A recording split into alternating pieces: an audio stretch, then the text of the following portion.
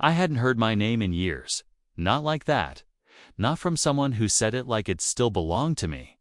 And when I turned around in that narrow bookstore aisle, half shadowed by the weight of unsaid things and too many years between, there, you were just standing there like no time had passed, like you'd always known where I went to disappear. And everything in me stilled because that name, spoken in your voice, unlocked a door I thought I'd welded shut, and before I could lie or pretend or run, your eyes softened and you said, "You look like someone wearing your own ghost." And that was the moment I knew I'd been found. Not the version I'd been curating in coffee shop smiles and polite nods and safe small talk, but the one I buried years ago under shame and silence, and a handful of goodbyes that were never meant to be permanent. And maybe it was fate. Or maybe it was the universe getting tired of watching me pretend. But something about that moment cracked a wall I didn't know was still holding. And I stood there with a paperback in my hand and my lungs tangled in memory, trying to steady myself against the reality of your presence.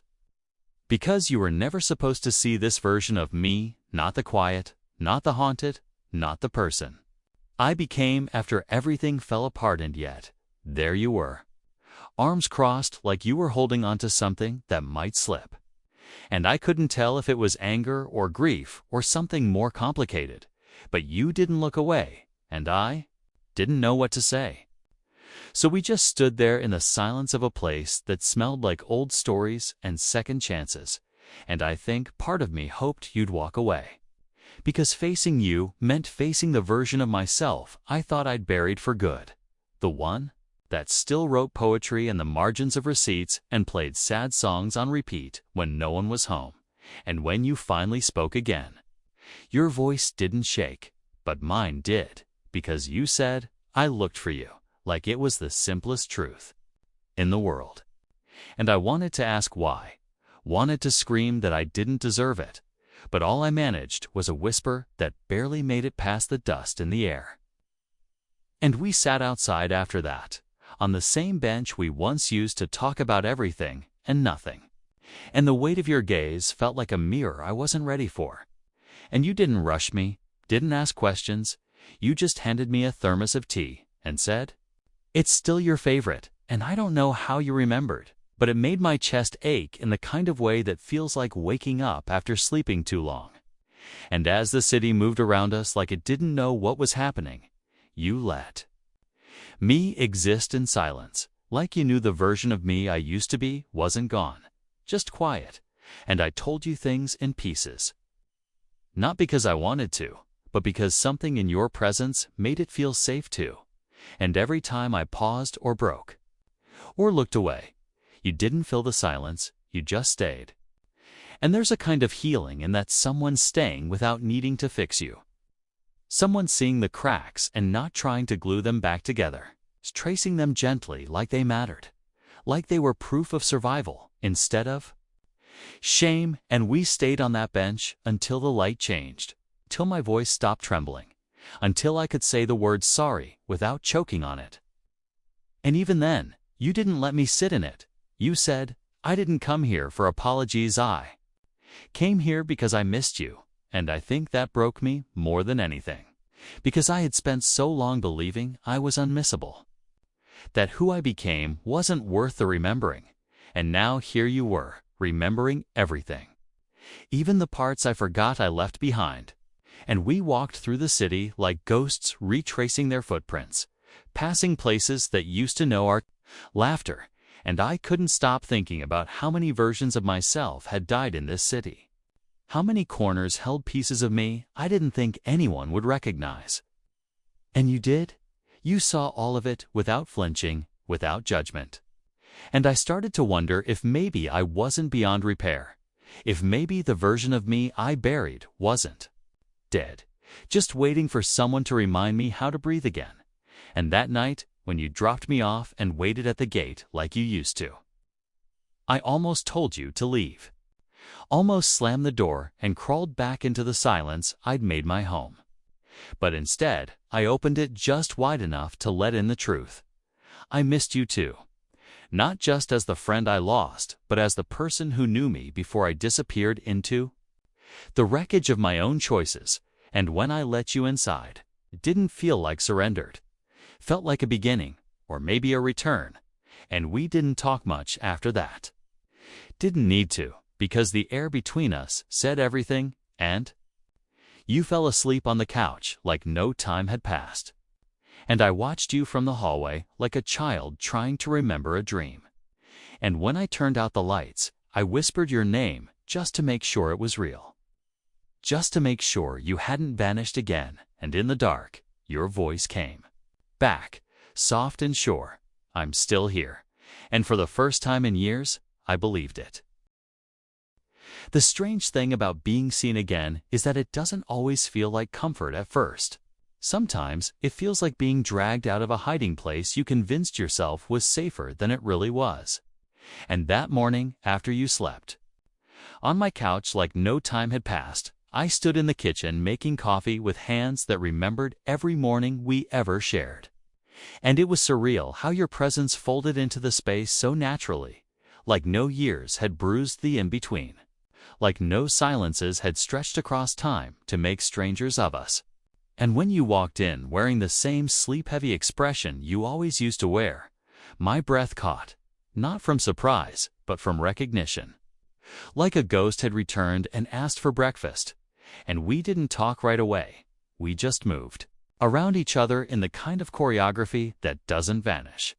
And you poured the sugar the exact same way you used two slow spoons and a stir that always tapped twice against the mug.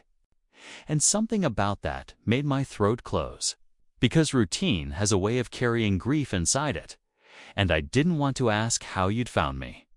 Didn't want to know how many times you'd thought about giving up, because the guilt of vanishing had become so familiar it felt like skin.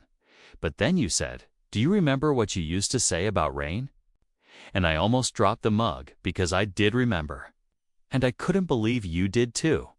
How I used to say that rainy days felt like permission to feel sad without apology. And you nodded like you could see the memory before I said anything.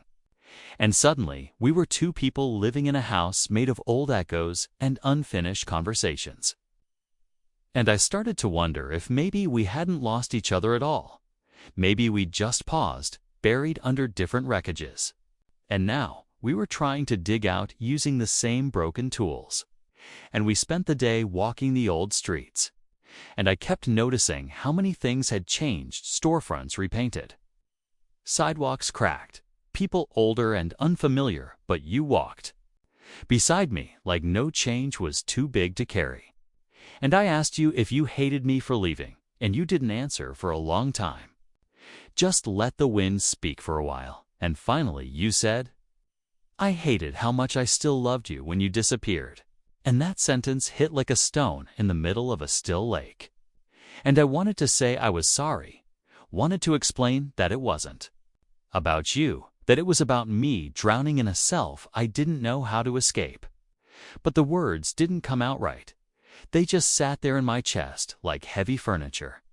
So I reached out instead and touched your hand, not to ask for forgiveness, but to show you I hadn't forgotten how to reach, and you didn't pull away.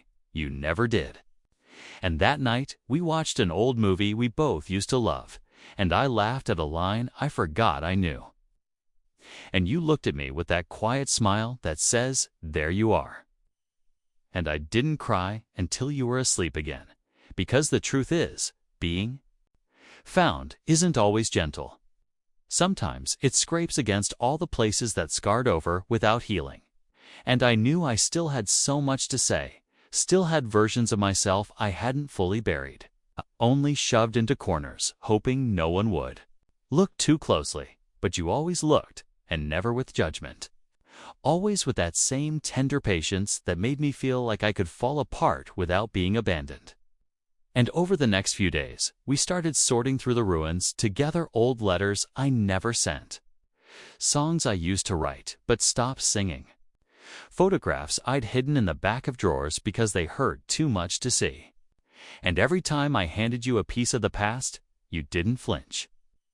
Didn't ask for more than I could give, just placed it gently on the table like we were building something from fragments. And maybe we were. Maybe that's all healing is, reconstructing what you can and learning to love the rest even if it never fits right again. And one evening, as the light outside turned gold and the walls felt softer than they had in years, you asked me if I still wrote, and I said no before I could stop myself. And then I whispered yes, because the truth is, I never stopped. I just stopped believing the words were worth anything. And you said, I never stopped believing in you. And I felt something in me crumble and rebuild all at once, like a cathedral falling and rising in the same breath. And that night, I handed you a notebook. The one I swore I'd never show anyone. The one that held every ugly, honest thought I wrote when I thought I was beyond redemption. And you sat on the porch for hours, reading it while I paced inside like a storm in shoes. And when you finally looked up, your eyes weren't sad or shocked or angry. They were proud. And you said, you never stopped being you. You just forgot how to see it. And I sank to the floor because no one had ever said something like that to me before, and for the first time since you found me. I let myself believe that maybe the version of me I buried wasn't someone to mourn, but someone to remember, to hold, to forgive. There was something almost unbearable about how normal it felt to have you here again, like my soul had been waiting for this rhythm to return without telling me, like the version of me I had folded into shadows was stretching her limbs again and blinking into the light. And the strangest part was that nothing about your return demanded anything from me.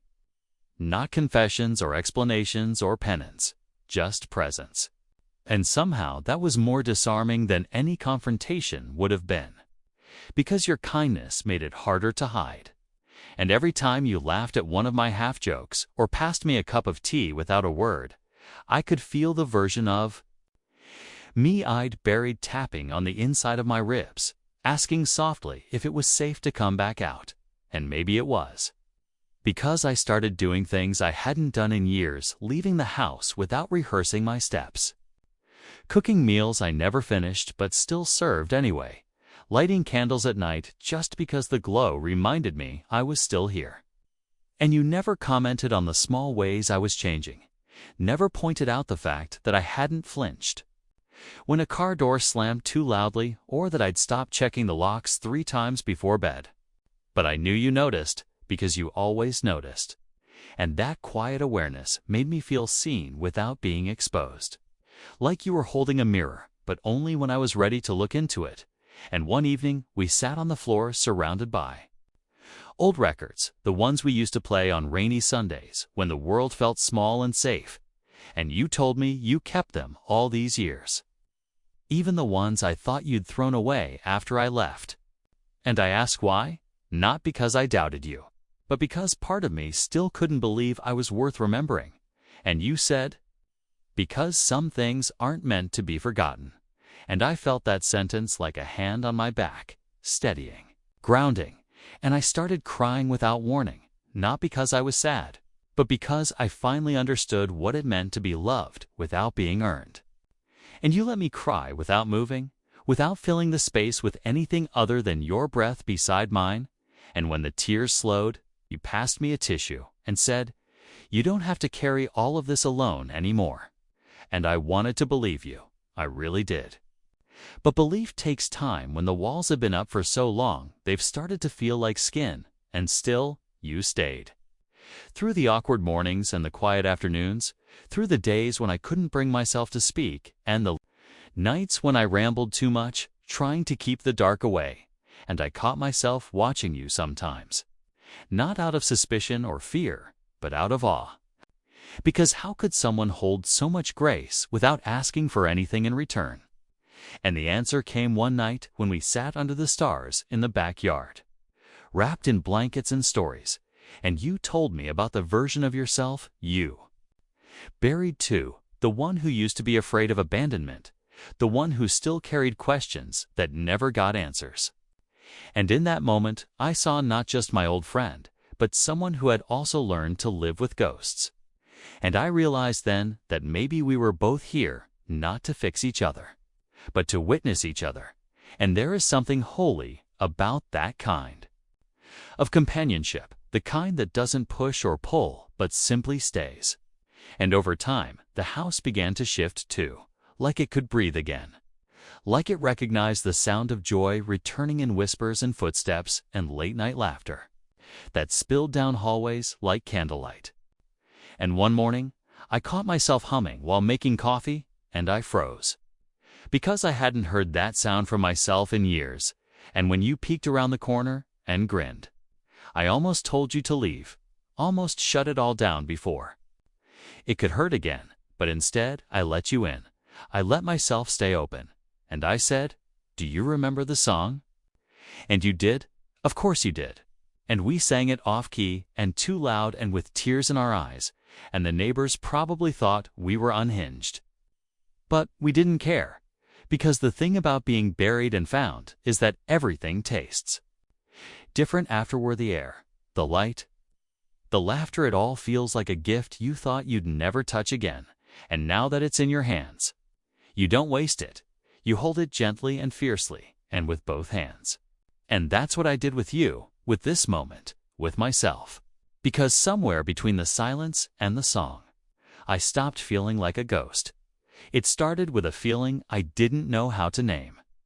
Not joy exactly, and not fear either, but something in between, like standing in a room filled with sunlight you don't feel you've earned. And for days, I couldn't shake the sensation that something bad was coming.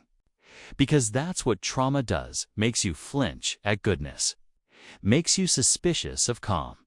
And you could see it in the way I started double-checking the locks again, in the way I stared out the window a little too long, like I was waiting for the past to catch up, and when you finally asked what was wrong, I couldn't lie. Not to you, not anymore. So I whispered, "I don't know how to be okay without preparing for it to fall apart." And you didn't tell me I was being dramatic or ungrateful or paranoid. You just nodded like you understood, like you'd been there too. And then you said, "Being okay doesn't mean pretending you're not afraid." And I swear that sentence sat beside me for the rest of the day, like a friend of its own, and I carried it into the quiet moments, the laundry, the dishes, the slow walk to the corner store where the world didn't know I was different now. And I realized that the fear wasn't about losing you, it was about losing this version of myself I was finally beginning to like again. The one you helped coax out from the shadows, and I started noticing how much space I took up when I wasn't. Shrinking how I spoke without apologizing. How I sat on the couch without folding into the corners. How I left the bedroom door open like I wasn't afraid of being seen anymore. And you noticed too, not with words, but with eyes that softened every time you looked at me like you were proud, and it terrified me, because being seen like that makes you want to run, makes you want to protect the parts of yourself still healing. But you never asked for more than I could give. It's never reached into wounds that weren't ready to close. And I started writing again, not just in journals, but in real ways. Stories and letters and poems that didn't hide behind metaphors and One night, I read you one of them, voice trembling like a leaf about to fall. And you didn't interrupt or analyze, you just listened, really listened, and when I finished, the silence between us felt sacred, like the world was holding its breath. And then you said, "I've never heard you speak with that much truth before," and something about that broke me open in the best way. Because I hadn't realized how many years I'd spent editing myself down to fit someone else's expectations. And now, here you were, asking for the unedited version. And that kind of invitation is terrifying when all you've known is rejection, but I stepped into it anyway. Little by little, moment by moment. And the more I did, the more I saw you to not the version you show the world, but the one that sits quietly with disappointment and regret and longing. And we talked about things we never had the words for when we were younger. Like how grief ages you, and how silence can be a language all its own. And how sometimes love doesn't save you, but gives you a reason to save yourself. And I started to realize that maybe you weren't just here to witness my return, you were here for your own. Because healing isn't a one-way street, and some days I was the one holding you together, handing you the mug, sitting beside your stillness without asking what was wrong. And it felt beautiful to be needed again, not in a way that drained me, but in a way that reminded me I could offer comfort without losing myself. And we built something gentle in the in-between, a rhythm of safety and shadow and shared silence that didn't demand anything but honesty. And I began to wonder if this whatever. It's strange how healing doesn't always feel like light pouring in. Sometimes it feels like grief in a different outfit, like joy that hurts when it touches places that haven't felt anything in years. And the better I felt around you, the more I realized how long I had gone without feeling anything at all. Like I had taught myself to live inside a gray version of the world where nothing was sharp enough to cut, but nothing was soft enough to hold either.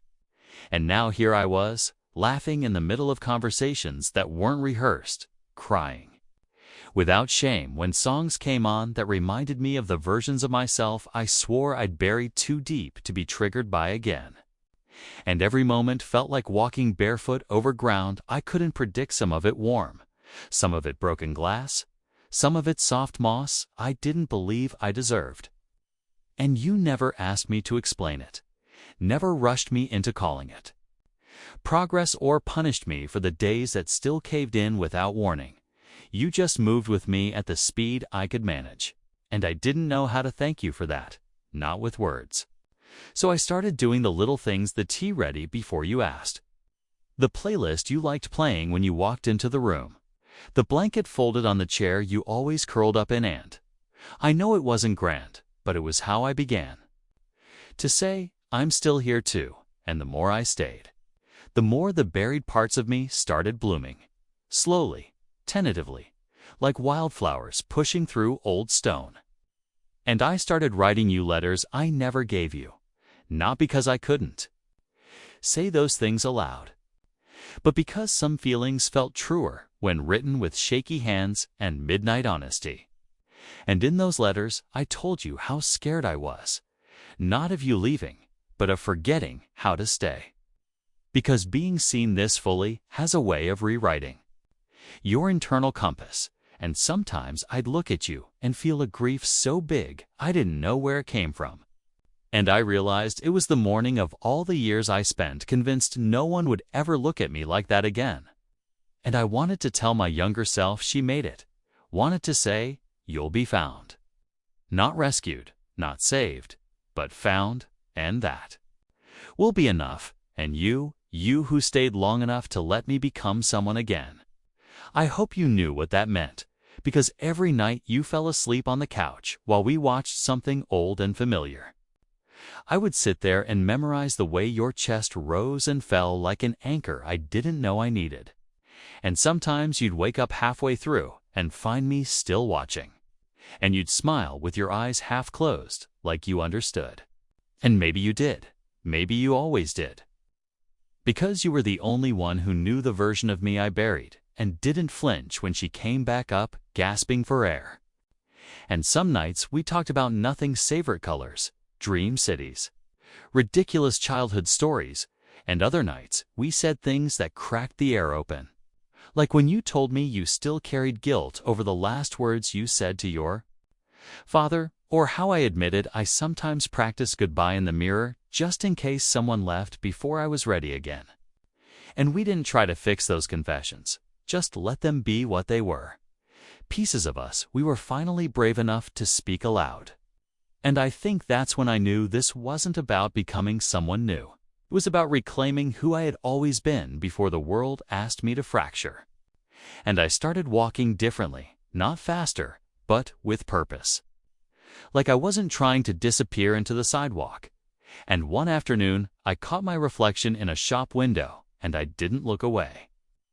Didn't scan for flaws or look for shame. I just looked, and I saw someone whole, not perfect, not untouched, but whole.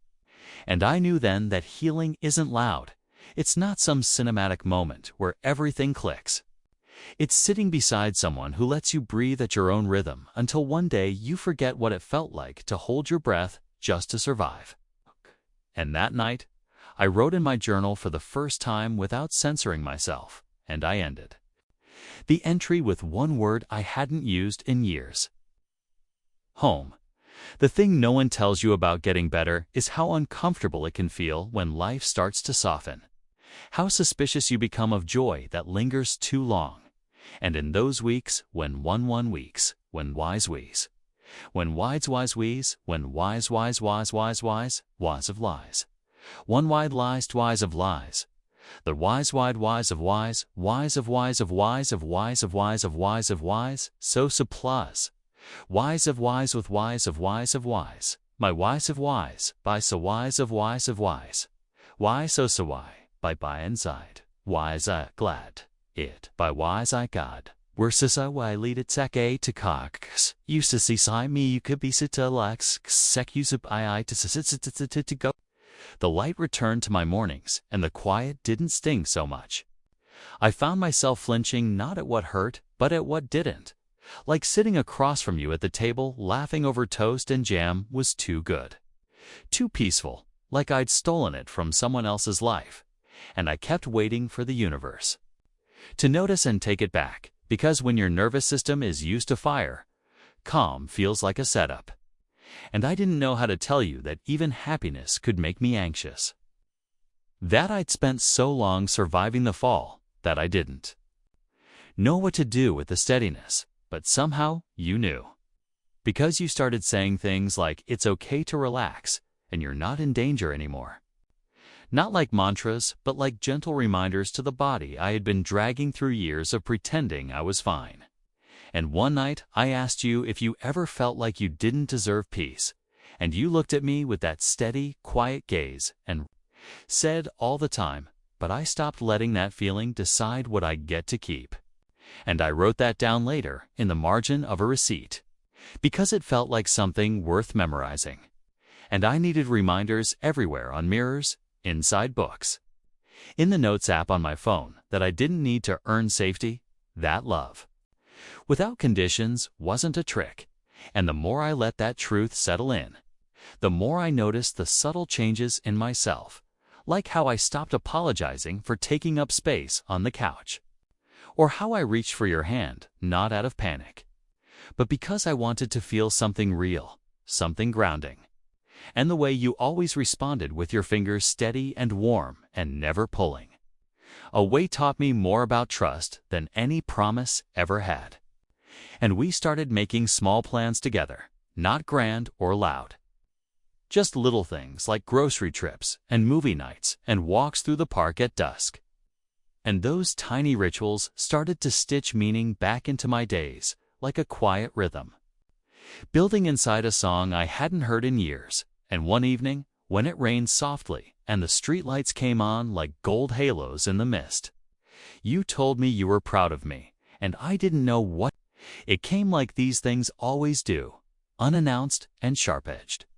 The past returning not as a memory, but as a voice on the phone I hadn't heard in years. And the second I heard my brother say my name like it still belonged to me, I felt the ground shift beneath everything I'd been rebuilding. Because no matter how far we think we've come, it only takes a single sentence to remind us who we were when we ran. And I didn't even answer him right away. Just stood there holding the phone to my ear like it weighed more than it should have, like it carried the weight of every room I left behind. And you must have seen something change in my face, because you didn't ask what was wrong. You just stood up quietly and brought me a glass of water, like you knew my body needed grounding before my mind tried to flee again. And after I hung up, I sat on the couch without speaking, trying to feel the edges of myself, to make sure I was still here and not slipping back into some old version of me that had no voice and no choice. And you sat beside me in that silence, like you've been training for this moment your whole life. It's not offering advice or comfort or distraction, just being there. And eventually I whispered that he wanted to meet, and I expected you to ask why or what for, but instead you said, "Do you want to see him?" And no one had ever asked me that before. Not like it was a choice, not like I was allowed to say no. And I didn't answer that night because I didn't know yet. Didn't know if I was strong enough to stand in front of the person who taught me how to disappear, who once looked me in the eyes and called me too much, too soft, too strange. And I didn't sleep, not really. Just lay awake listening to the hum of the fridge and your quiet breathing from the other room and wondering what it would cost me to reopen a door I slammed shut for a reason.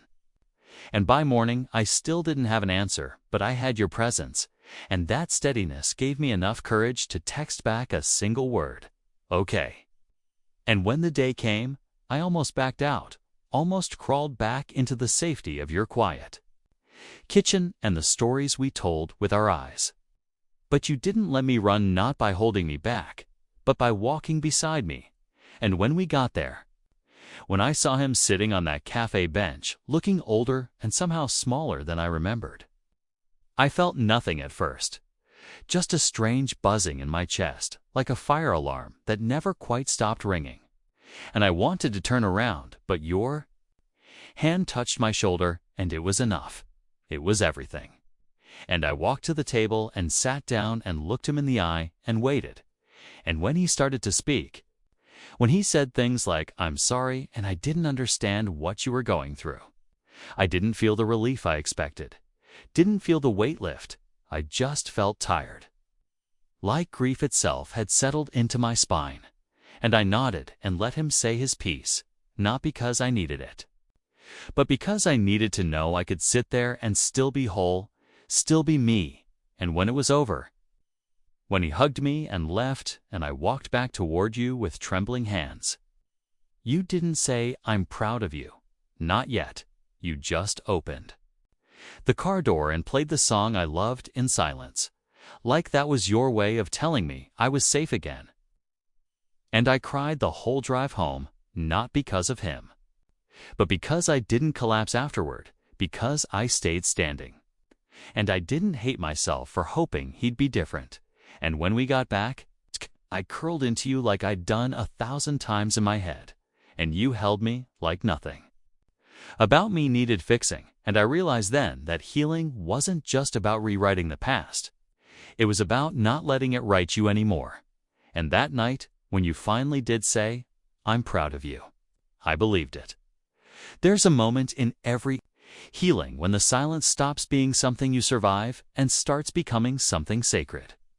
A quiet that doesn't scream or sting, but simply exists like a room that no longer echoes with ghosts.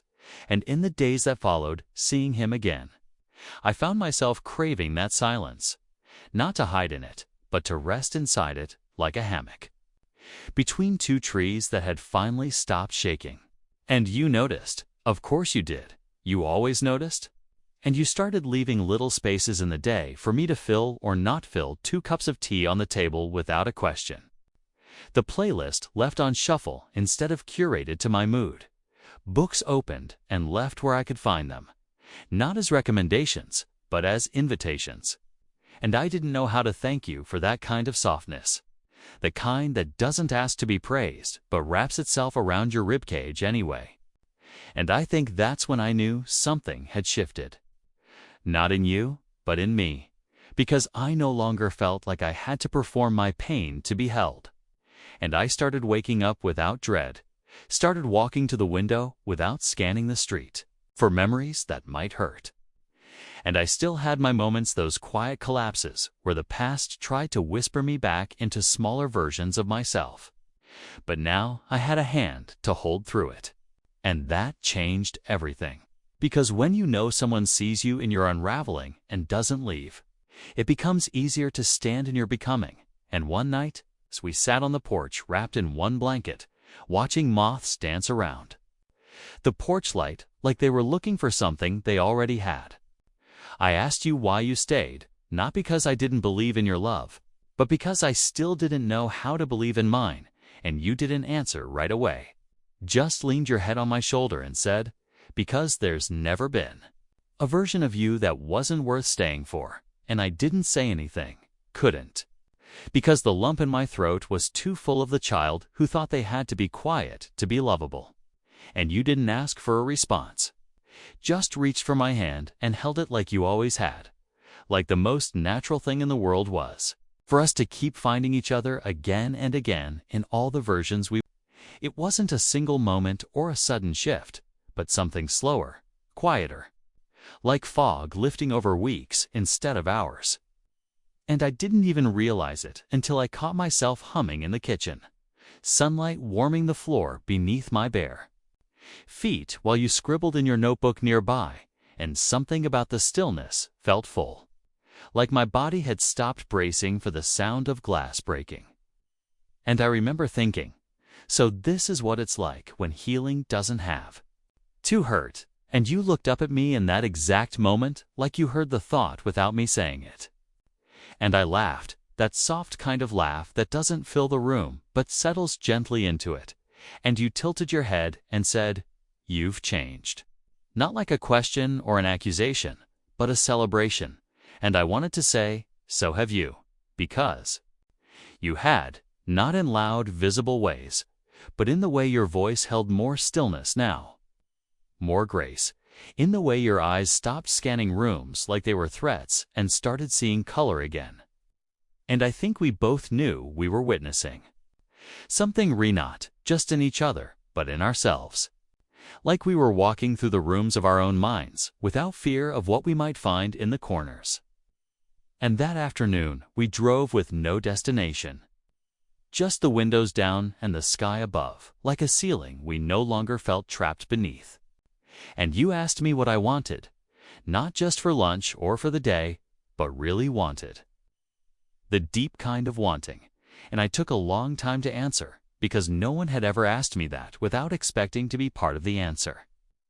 And finally, I said, I want to stop apologizing for existing, and you didn't look shocked or broken by that. Just nodded and said, then let's start there. And we did. With small things, me speaking without shrinking, you resting without guilt. Both of us learning that softness was not a liability, but a language.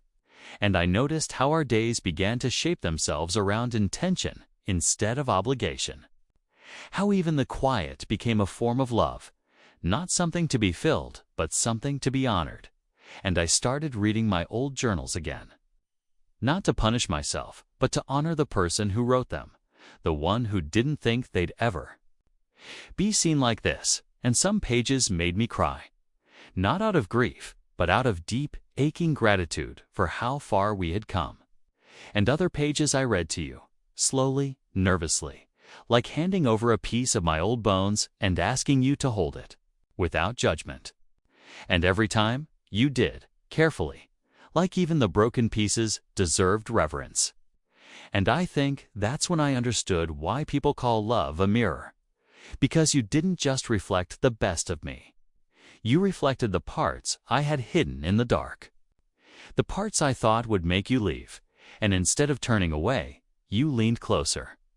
And that changed everything, because I no longer feared being fully known. I welcomed it, and I remember one night, you looked at me with this soft wonder in your eyes and whispered, I hope you know how much of you is still magic. And I cried then, without shame, because I did know now, and not because you told me, but because your presence allowed me to remember, and that kind of remembering is a resurrection, the kind that doesn't ask you to go back to who you were, but invites you to carry her forward. And I started doing that with every note I wrote, every story I told. Every morning I woke up and chose not to hide, and you never asked me to hurry, never asked me to be ready for more than I was. But I could feel the way the air shifted between us, like something unspoken was becoming undeniable, and I wasn't afraid of it, not anymore, because maybe this was never about returning to the past. Maybe it was about arriving fully into a present where I could finally say, I am not who I was, but I am still worthy of being loved. And your smile said you already knew that. The strangest part of healing is how quietly it happens in the end. How there's no dramatic music, no fireworks, just the subtle shift of breathing. Easier in rooms that used to make you ache. And one morning I woke up and didn't feel like I had to earn the day. Didn't feel like I had to be anything other than a person in a bed with soft light pouring through the window. And when I padded into the kitchen and saw you already making coffee, humming that old song I used to love but never admitted to, something inside me softened in a way I didn't know it still could. Because love, like this quiet, consistent, patient, teaches you things no therapy ever could. Like how to sit with joy without interrogating it, or how to let someone see you tired, messy, human, and still believe they won't run. And I think I realized in that moment that I wasn't afraid anymore. Not in the way I used to be. Not in the deep, bone-sad way that made everything feel temporary. And it wasn't because the ghosts were gone, but because they didn't get the final word anymore. And when I looked at you, really looked, I saw not just the friend who stayed, but the one who helped me remember how to stay too. And that meant something deeper than I had words for. Something that lived in the spaces between our conversations. In the way we passed each other mugs and moved around each other in silence that never felt empty. And one afternoon, sitting in the park watching the leaves fall like golden confetti around us, I finally said it out loud, not just to you, but to the wind, to the sky, to the version of me who never thought she'd make it this far. I said, "I'm still here." And you looked at me and smiled like you'd been waiting years to hear that. And maybe you had, because every time I tried to disappear, you held a lantern out in the dark without demanding that I follow. And that kind of patience is the kind of love we never get taught to expect. But once you feel it, you know it by name. And I started living differently after that. Not louder or bolder, but truer. Writing stories again without disguising the pain. Letting joy into rooms where grief still lived. And I started looking in mirrors without flinching. Started walking into crowded rooms without shrinking. Started saying no without apology and yes without fear. And every time you saw one of those changes, you didn't point them out. You just smiled like someone watching a garden they once planted finally bloom. And I knew then that this was never about being fixed. It was about being found. And the most beautiful part was that I found myself standing beside the one person who never asked me to pretend, the one who loved the cracked edges and the soft-spoken truths, the one who held my chaos like it was a secret worth keeping safe. And now, as we sit in this room filled with old light and even older laughter, I finally understand why I never stopped writing letters I didn't send, because I was always writing them to the version of me who would one day be ready to read them. And today, I am. And the words don't feel too heavy anymore. They feel like home. And so does this. So do you. And I don't know what comes next, but I know this. The friend who knew the version of me I buried didn't just help me unearth her. They helped me plant something new in her place. And now every breath I take is a garden. Every step forward is a prayer. And every quiet moment beside you is proof that I didn't just survive, came back to life.